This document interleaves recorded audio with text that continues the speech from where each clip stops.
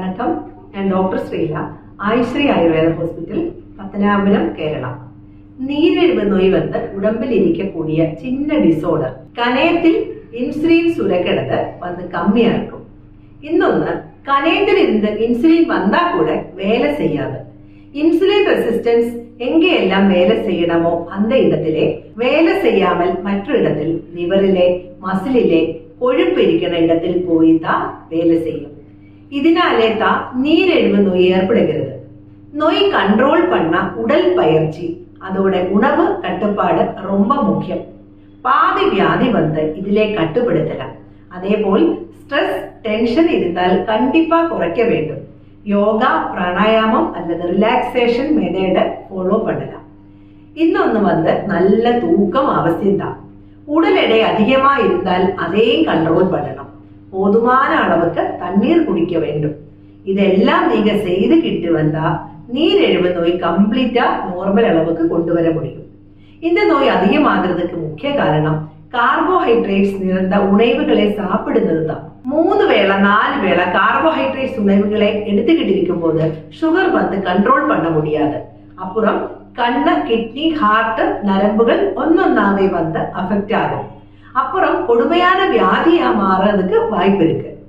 அந்த அளவுக்கு போகாமல் கண்டிப்பா உணவை வந்து கண்ட்ரோல் பண்ணணும். மாவு சத்து உணவுகளை குறைக்கும் போது பசி எடுக்கலாம். இதுக்காக மாவு சத்து உணவுகளை கம்மி பண்ண காய்கறிகளை சேர்த்து கொள்ளலாம்.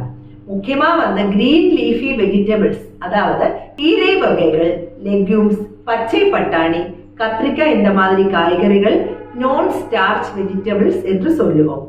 இதில் எவ்வளோ வேணாலும் சாப்பிடலாம். இதுல கலோரி வந்து ரொம்ப கம்மி. உங்களுக்கு வேண்ட எல்லா நியூட்ரியன்ஸும் இதிலே வந்துடுது. Iron, protein, fibre, phytonutrients, vitamins எல்லாமே வந்து இந்த வெஜிடபிள்ஸில் வந்துடுது. இதனாலே நீரிழிவு நோய் மட்டுமல்ல மற்ற நோய்களும் கண்ட்ரோல் ஆகும்.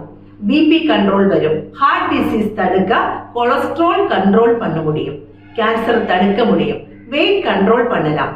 மலச்சிக்கல் இருக்காது. இப்படி பல நன்மைகள் இருக்கு இந்த வெஜிடபிள்ஸ் எடுத்தோம்னா. அடுத்ததா வந்து ஃப்ரூட்ஸ். இது வந்து வெஜிடபிள்ஸ் அளவுக்கு எடுக்க கூடாது. காரணம் இதிலே ஃப்ரக்டோஸ் ஃப்ரூட் சுகர். நிறைய சாப்பிட்டால் சுகர் வந்து ஏறி போயிடும். உங்களுக்கு அலோடு ஃப்ரூட்ஸ் ஆப்பிள் ஆகட்டும் அல்லது பப்பாளி, கொய்யாப்பழம், இந்த மாதிரி ஃப்ரூட்ஸ் வந்து ஒன்னு எடுத்துக்கலாம். மேக்சிமம் 2 போதுமானது. அடுத்ததான் வந்து புரத சத்து. புரத சத்து டயட்லே ரொம்ப ரொம்ப முக்கியம். நான் வெஜிடேரியன் ஆனா ரெட் மீட் அவாய்ட் பண்ணலாம்.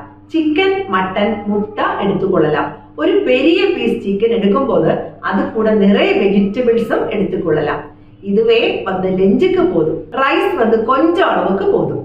வெஜிடேரியன்ஸ் வந்து ஒரு பிளேட்டிலே half portion vegetables, green leafy vegetables, 1/4 portion protein, பாசிப்பயர், தட்டாம்பயர், ராஜ்மா, பனீர், மஷ்ரூம், தயிர், பால் கண்டிப்பா எடுக்க வேண்டும்.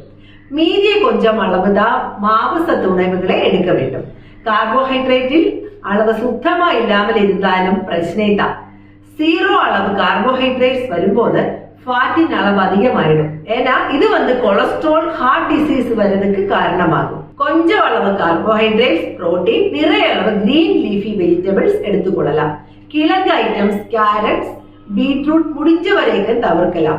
இனிப்பு ஐட்டம்ஸ், ஊறுகாய், அப்பளம், மைதா சேர்ந்த உணவுகளை முற்றிலும் தவிர்க்க வேண்டும். ஓயில் வந்து கடலை எண்ணெய், நல்லெண்ணெய், ஒலிவ் ஆயில் ஏதானாலும் கொஞ்சம் அளவு போதும். இரவிலே வெஜிடபிள் சாலட் அல்லது சூப் எடுத்துக்கொள்ளலாம். So carbohydrates, protein, vitamins, minerals எல்லாமே போதுமான அளவில் சேர்த்துதான் ஒரு ஹெல்த்தி டயட். உணவு கூட கொஞ்சம் தயிர் எடுத்துக்கொள்ளலாம். இதிலே ப்ரோபயோட்டிக் இருப்பதனாலே வயிற்றுக்கு நல்லது. டெய்லி கூட எடுத்துக்கொள்ளலாம். இது கூட கருவேப்பிலை அரைத்து சேர்ப்பது மிகவும் நல்லது. இந்த மாதிரி நீங்க சாப்பிட்டா தான் ஆரோக்கியத்துக்கு சிறந்தது. டயட்டை பற்றி சொன்னதை உங்களுக்கு புரிஞ்சிருக்கும் என்று நினைக்கிறேன். இதுக்கு மேல ஏதாவது சந்தேகம் இருந்தா கண்டிப்பா வாட்ஸ்அப் மூலமா கேட்டுக்கொள்ளலாம். இனி ஒரு நிகழ்ச்சியில் சந்திக்கும் வரைக்கும் நன்றி, வணக்கம்.